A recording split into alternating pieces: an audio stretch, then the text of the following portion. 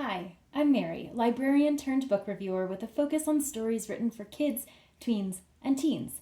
Today I'm going to be talking to you about The Miracle Prince, The Power of the Pearl by William Edmonds. So this story is about a boy named Alaric Swift who has grown up in a series of foster homes and has never really felt like he fit in anywhere. But what ended up being a little bit weird is that every time he ends up leaving one of these foster homes, it's because something unusual has happened. Now, the main constant in his life is Mr. Solomon, who is his social worker, and somehow he knows exactly when Alaric needs to be moved to a new place. Now, when he's about 13, he finds himself in the home of a couple who is a little bit unusual and ends up trying to eat him.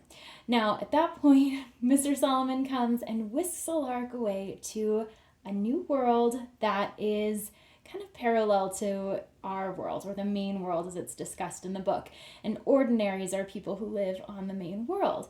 So Alaric learns that he is a descendant of the king guardian, Ray, and so he's got some connections there that he didn't know about. Along with that, of course, comes some special powers. So in this world where he lives now, he has a special school that he goes to. So anyone who's read Harry Potter is going to find some comparisons to the story of Hogwarts in Harry Potter. You know, you've got your different houses and you've got your different classes and the inevitable very mean teacher. So you've got a lot of those similarities. You also have a sport called basketball, which is not at all like basketball on the main world. So it's very exciting. So some of the things that people are going to like about this story is there's a lot of nail-biting action sequences, especially in the basketball scenes. So when you've got the entire gameplay, you know, you're hanging on the edge of your seat waiting to see what happens with Alaric and if he's able to make that final goal. So another piece of this to kind of keep in mind is that there are a lot of strong family and friendship ties within this story. There's some magic. There's vampires, Nephilim, guardians. So you've got the land of the dead. So it's a little bit of Harry Potter, Percy Jackson kind of put together, really nicely written. It is written for a middle grade audience.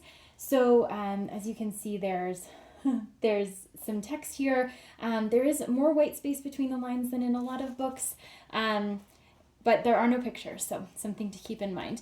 It does go really quickly the way the writing is done, and by the end of it, you are ready for installment number 2. So if this sounds like a story that is interesting to you, make sure that you look for The Miracle Prince, The Power of the Pearl at your favorite bookstore.